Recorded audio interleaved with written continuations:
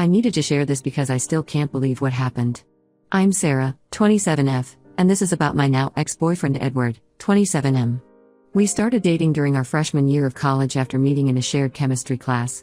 We bonded over our love for science, similar sense of humor, and shared dreams of careers in medical research. Our relationship blossomed quickly, and soon we became inseparable. The past 10 years were filled with beautiful memories. Edward became an integral part of my life and family. My parents adored him, especially my dad, who always wanted a son. They would spend hours discussing sports and working on home improvement projects together. My mom considered him the perfect match for me, respectful, career-oriented, and family-focused. Even my older sister Lisa, 29F, approved of him, which was rare as she was always protective of me after a bad relationship I had in high school. Edward was my first real relationship, and I was his first everything. He was a virgin when we met, having focused mainly on academics in high school. I always thought this made our relationship special. We discovered everything together, grew together, and planned our future together. Recently, we had been engagement ring shopping. He took me to several jewelry stores, showing me different styles and asking about my preferences. We even put deposits on a few rings he liked. Last week, we were at my family's winter cabin for our annual Christmas gathering. This tradition started 5 years ago when my parents bought the cabin in the mountains. It was a beautiful place where all our relatives would gather during holidays. This year, there were about 15 of us: my parents, Lisa, my cousin Emma, 31F, a few aunts and uncles, and some younger cousins. The cabin has 4 bathrooms, with the one next to our room mainly used by Emma and Lisa since their rooms were nearby. That morning, around 6 a.m., I woke up to the sound of the shower running. Through my sleepy haze, I noticed Edward wasn't lying next to me. Instead, he was leaning over the edge of the bed in a strange position. At first, I assumed he was just checking his phone, something he often did when he couldn't sleep. But something felt off about his posture. He was too still, too focused, and angled oddly towards the bathroom door. I watched him for about 30 seconds, still groggy from sleep but increasingly concerned. When I finally asked what he was doing, he turned around looking annoyed, almost angry, as if I had no right to question him. He quickly showed me his phone screen with Twitter open and said he was just scrolling. I apologized and pretended to go back to sleep, but kept watching him from the corner of my eye. That's when I saw him checking his photos and deleting something. My heart started racing as a horrible suspicion grew in my mind. I waited until he locked his phone, then quickly grabbed it. When I asked to see it, he refused, but I already knew his passcode. We had always been open with our phones, never having trust issues before. In his recently deleted folder, I found what I feared: a video showing the bathroom door crack, positioned perfectly to see inside while Emma was showering. I felt physically sick. 10 years of trust and love shattered in an instant. When I confronted him, he immediately apologized, saying there was no good explanation and that he was stupid. But here's the worst part: this wasn't the first time. 2 years ago, I caught him trying to record my sister changing in our guest room when she stayed over during a difficult time in her marriage. He had sworn it was a one-time mistake, blaming it on too much alcohol and temporary insanity.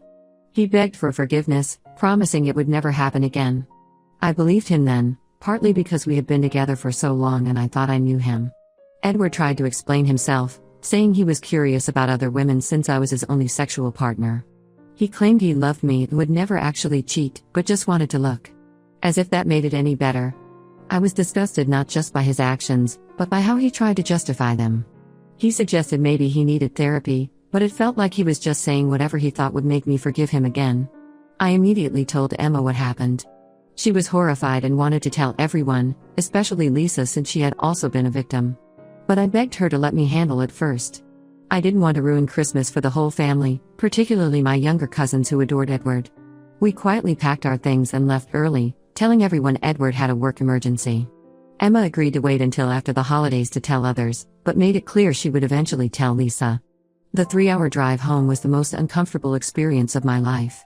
Edward kept apologizing and crying, saying he would get help, that he didn't want to lose me, that we could work through this. But all I could think about was how many other times he might have done this without getting caught. How many other women had he violated? Had he shared these videos online? Posted them somewhere? The thought made me sick. We had been planning to move in together next month.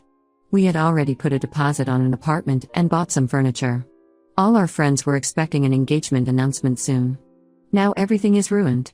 10 years of memories tainted by this betrayal. I can't even look at old photos without wondering if he was secretly recording someone during our happy moments. I broke up with him as soon as we got home. He's been calling and texting constantly, begging for another chance. His family called too, asking what happened. His mother, who had always treated me like a daughter, left tearful voicemails asking me to reconsider. I haven't told them the real reason. Part of me wants to expose him to everyone, but another part feels ashamed, as if I should have seen this coming after the first incident with my sister. Now I sit here, looking at the engagement rings we had put deposits on, wondering how I could have been so blind. How did I not see this side of him? Was I just fooling myself after the first incident? I need advice on how to handle this situation. Should I tell his family the truth? Should I inform our mutual friends? And most importantly, should I tell Lisa that her incident 2 years ago wasn't just a drunk mistake? Update 1 first, I want to thank everyone for their support on my last post. A lot has happened since then, and none of it is good. I finally told Lisa about what Edward did 2 years ago. Her reaction was worse than I expected. Lisa broke down completely. She revealed that after that incident, she had felt uncomfortable around Edward but kept quiet because she thought she was overthinking things. She also told me something that made my blood run cold. Apparently, during family gatherings, she had noticed Edward following her with his phone several times, especially when she was going to change or use the bathroom. She never said anything because she didn't want to cause problems in my relationship without solid proof. The worst part came when Lisa told our parents. My dad, who had treated Edward like a son, was furious. He wanted to confront Edward and his family immediately. My mom started crying, blaming herself for not noticing anything wrong. Emma finally told everyone about the Christmas incident too. That's when other female relatives started speaking up. My younger cousin Katie, 19F, said Edward had offered to help her with college applications last summer. During their study sessions, she caught him trying to position his phone to record up her skirt, but she was too embarrassed to tell anyone. My aunt Sarah mentioned how Edward always volunteered to help set up the security cameras at family events, which now seems suspicious. I was devastated. Not only had Edward betrayed me, but he had also been secretly violating my family members for years. I decided to block him on everything, but before I did, I downloaded all our conversations and his messages. Something told me I might need them. Last week, one of our mutual friends, Rachel, reached out to me. She said Edward had been telling everyone a different story. He claimed I was making up lies about him because he caught me cheating. He even showed people edited screenshots of conversations to prove his point. Some of our college friends actually believed him and started posting supportive messages on his social media. I was furious. I forwarded all the evidence to Rachel, the original messages, the testimonies from my family members, everything. She was shocked and immediately cut ties with Edward. But the damage was done. Edward had already convinced several people that I was the villain. Things got even worse when his mother showed up at my workplace. She caused a scene, crying and demanding to know why I was spreading lies about her perfect son. My coworkers had to call security to escort her out. I had to explain everything to my boss, which was humiliating. Then yesterday, Emma called me in panic. She found a hidden camera in her bathroom at home. It looked exactly like the ones Edward had helped install at her housewarming party 6 months ago. She's having her entire house swept for cameras now. The police are involved, but they said without concrete evidence of him placing the cameras, there's not much they can do. They're investigating the camera found at Emma's house, but Edward is denying everything. I feel like I'm living in a nightmare. The sweet, caring man I loved for 10 years turned out to be a predator who targeted my family members. Now he's trying to destroy my reputation while playing the victim. His family is harassing me, some friends have turned against me, and I'm constantly looking over my shoulder. My dad wants to confront Edward directly, but I've convinced him to let the police handle it. We're documenting everything and saving all evidence. I'm also planning to get a restraining order since Edward keeps finding ways to contact me through different numbers and accounts. The hardest part is realizing that the man I almost married never really existed. He was just a facade hiding something much darker. I keep questioning every moment of our relationship, wondering if there were signs I missed. I'll update again if anything significant happens. Right now, I'm focusing on supporting my family members who were victimized and trying to protect myself from Edward's lies. Update 2: more truth has come to light, and it's even worse than I imagined. After Emma found the hidden camera in her bathroom, she didn't trust the police to handle it quickly enough. She hired a private investigator recommended by her lawyer friend. The investigator did a thorough sweep of her entire house and found 3 more hidden cameras, one disguised as a smoke detector in her bedroom, one behind the mirror in her guest bathroom, and one hidden in a fake sprinkler head facing her backyard pool. The cameras were sophisticated, with motion sensors and wireless capabilities. According to the investigator, They were expensive models typically used by professional surveillance companies. Edward had clearly invested a lot of money in this sick hobby. The investigator discovered all cameras were linked to a cloud storage account through a specific email address. While the email wasn't obviously connected to Edward, the investigator found it was used to register on multiple adult websites specializing in voyeur content. The account had been active for 4 years and had posted hundreds of videos. Many featured Emma, Lisa, and other women from our social circle. Some videos were from gym changing rooms, hotel bathrooms, and pool parties. The investigator even found videos from our college days, meaning Edward had been doing this throughout our relationship. Most disturbing were the comments Edward left on other videos, sharing tips about camera placement and discussing the best ways to avoid detection. He had built a reputation in these communities, sometimes selling his videos to other members. When confronted with this evidence, Edward crumbled. He admitted everything, probably hoping a confession would lead to leniency. He claimed it started in college when he accidentally saw a girl changing through a window. He said the thrill of watching someone without their knowledge became addictive. Over time, he got bolder, buying better equipment and targeting specific women. Then came the biggest shock. During police questioning, Edward's mother had a breakdown. She admitted finding some recordings on his laptop during his final year of college. Instead of reporting him, she helped cover it up. She paid off 2 girls who had caught him trying to record them in the university gym showers.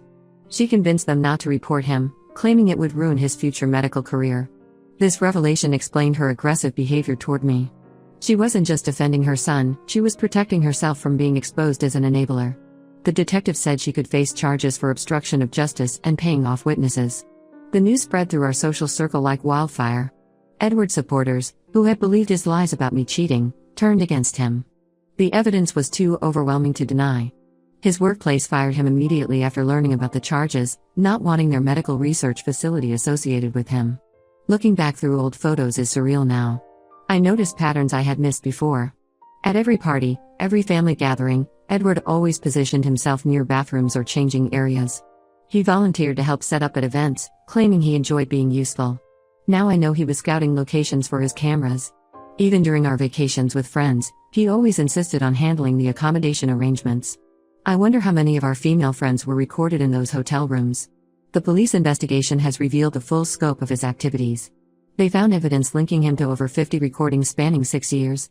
Some victims were underage at the time, leading to additional charges. They're still identifying victims from his online posts.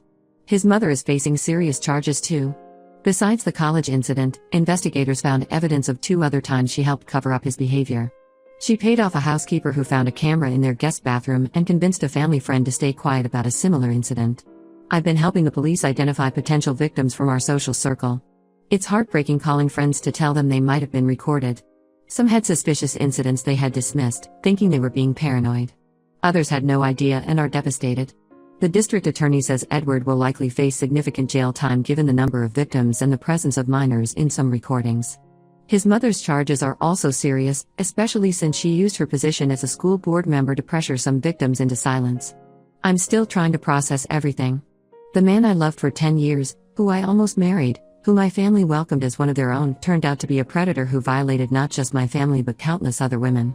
Every happy memory is now tainted by the question of whether he was recording someone during that moment. Update 3. This will be my final update. The past few months have been a roller coaster, but things are finally settling down.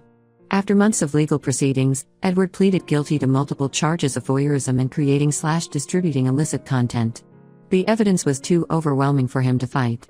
He accepted a plea deal and got sentenced to 6 years in prison plus registration as a sex offender for life. During his sentencing hearing, he showed no real remorse. Instead, he tried to blame his behavior on childhood trauma and his sheltered upbringing. The judge wasn't impressed, especially after hearing impact statements from several victims. She told him his calculated, long-term exploitation of women who trusted him showed his true character. His mother received 2 years probation and 1,000 hours of community service for her role in covering up his crimes. She also had to resign from the school board, where she'd served for 15 years. During the investigation, they found emails where she had threatened victims with lawsuits if they spoke up.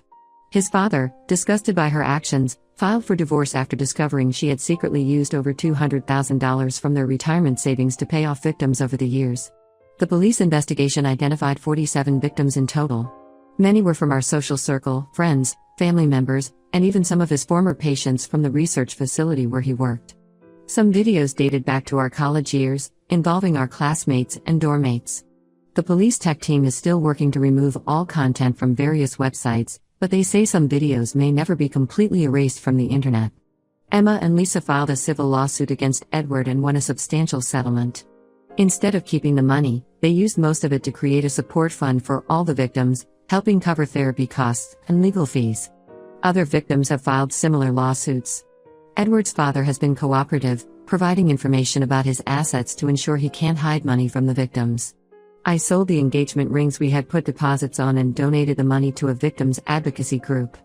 I also decided to move to a different city for a fresh start. The memories in our old town were too painful. Every street corner reminded me of Edward. My new job in medical research is going well, and being away from all the familiar places has helped me heal. Some mutual friends still send me updates about Edward. Apparently, he's having a hard time in prison, which I find difficult to sympathize with given what he did. His father reached out last week to apologize again for his wife's behavior and to let me know Edward had tried to write me a letter from prison. I told him I didn't want to receive any communications from Edward ever again. The hardest part has been rebuilding trust with my family. They felt betrayed not just by Edward, but also by me for defending him after the first incident with Lisa. My dad especially struggled with it. He blamed himself for welcoming Edward into our family and giving him opportunities to harm more women. We're working through it slowly in family therapy. Emma and Lisa have been incredibly supportive, saying they understand why I wanted to believe him after the first incident. I've stopped looking back at old photos or questioning past memories. I deleted all our pictures together and blocked anyone who still supports him. What's done is done. I'm focusing on moving forward and building a new life. A few people have suggested I try dating again, but I'm not ready. I need time to trust my own judgment again. If sharing my story helps even one person recognize similar warning signs in their relationship, then something good has come from this nightmare. I've learned that someone's public persona can hide dark secrets, and that ignoring red flags only leads to more pain. This will be my last update. Thank you all for your support throughout this ordeal.